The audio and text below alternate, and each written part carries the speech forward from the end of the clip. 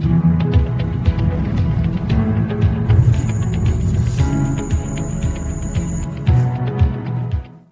the reason I just got up is because I didn't hit record, but we're up on live on TikTok and we're live on your TikTok. So Perfect. From this moment on, we're recording.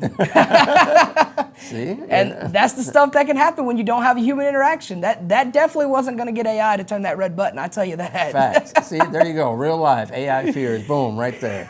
Didn't press record, so therefore we didn't tell it. It wasn't, voice to directions or voice to recordings. So. Right. I like that. That's awesome. That's how you know that we're real people. Yep. Stuff can really happen. So beyond the data and beyond the scared to take a job, what else could be or is a fear in the community right now? You know what a big fear that a lot of people are not going to talk about is the biases that they have about AI as a whole. Mm-hmm. The reality of it is people feel like they are cheating when they use AI. Yep. Like, I don't understand where that feeling comes from, that you actually ask somebody that has some intelligence, multiple brains across the internet, and you just go through and filter what's right and what's wrong. But the reality of it is why are you biased against a machine that's just giving you information back of what you asked? I mean, I look at it like this. It's crazy to me. People will spend thousands, tens of thousands, sometimes hundreds of thousands on universities, and they'll go up to different professors and get different answers, and they're like, oh, I'm cool with that. I'll take that answer. But you won't go to a machine who has the brain of every single professor at every single university on every subject and ask it the question and be fine with that. You think that's cheating. Right. But going to one person with limited knowledge is not cheating. Right. Why? Because they have limited knowledge, and you feel like, oh, well, if I just get a little bit of the answer and I come up with the rest, then it's all me. Right. And I think it's a little bit of an ego thing too, where people's like, oh, I'm not using AI. That's just AI. It's like, and I think a lot of people also use it in its simplest form. They know chat, so they use chat, and they're like, oh, well, cool, it's chat, it's AI, but AI is a lot more than chat. Correct. And to Cody's point about the university, if you're in a college dorm, or not college dorm, but you're in a college classroom, and the teacher says you can use an open book to take this test, well, you're going to use the open book. Correct. That's just all your open book normally it should be is for validating what you think the answer is because you already studied. Yep. Well, AI is doing the exact same thing. It's already giving you the information, and then you just go through and read it to say, you know what, that is right, that is factual.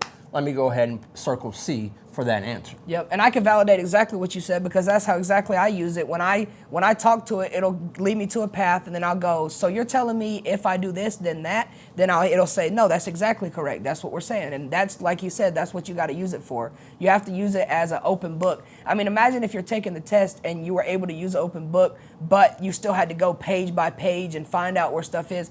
That's never going to work. I mean, you're going to just be stuck in that infinite loop of information that we talked about where you're never going to remember what you talked about. You're never going to remember what you read. It's just going to be an infinite information loop source. And that's not what chat is, and it's not what AI is for sure. Definitely. I mean, you have to take action.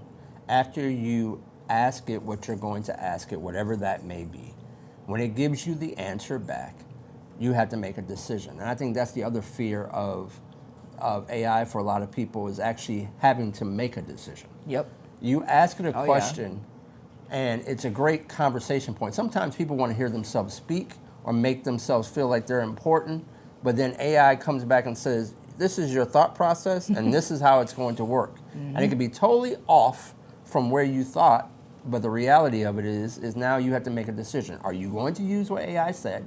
Or are you going to go back and say, there's got to be another way? Right. And I think sometimes people just want it to be their way and not the way that it is. Yep. No, that's a great explanation because AI, it might tell you that an option is the way that you're thinking, which there probably is an option because there's 1,000 ways to do different things. But is it the best, most efficient, cheapest, whatever you were looking for option?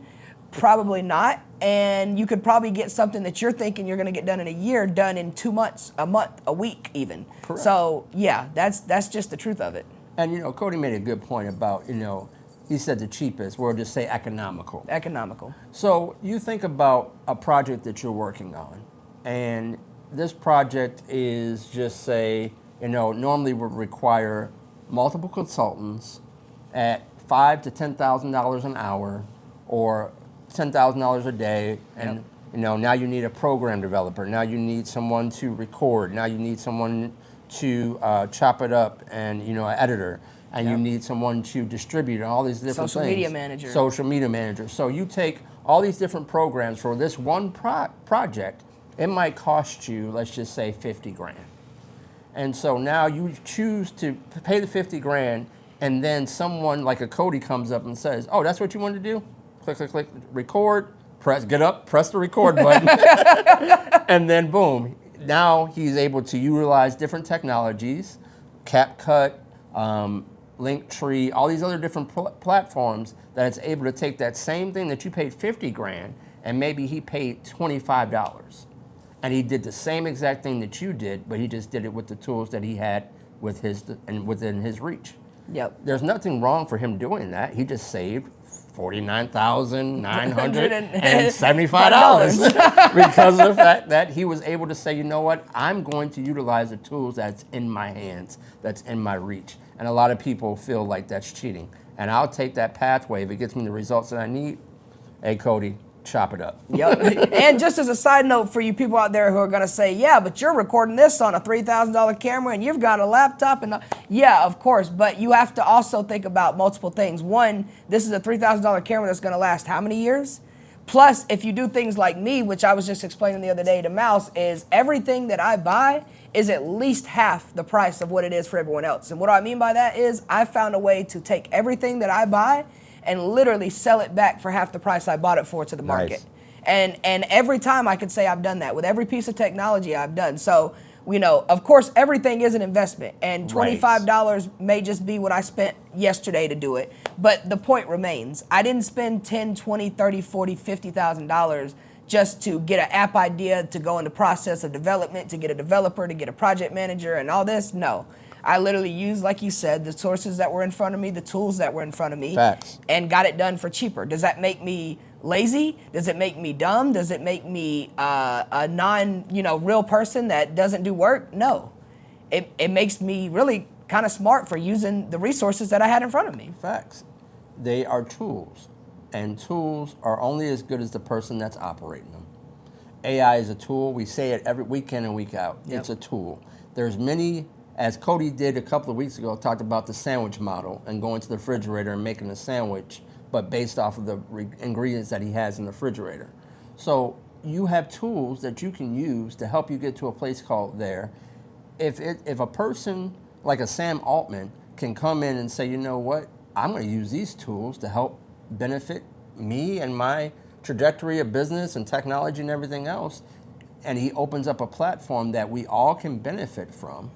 Everybody can benefit from if they learn how to utilize it. Right. And then they can make their own little space in the marketplace for them. Yep. We're not asking to be the next trillionaires, which we will be, but we're not asking to be the next trillionaires. We're just learning how to carve our own little piece of the pie into this big pie that's going to be around only for a limited amount of time.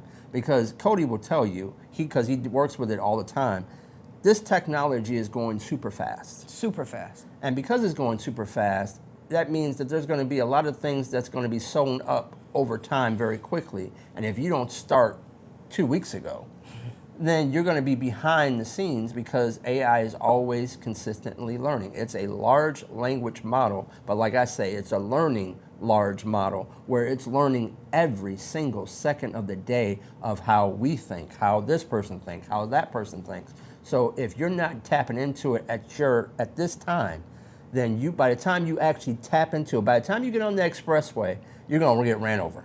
Because everything's the Autobahn and not just the expressway.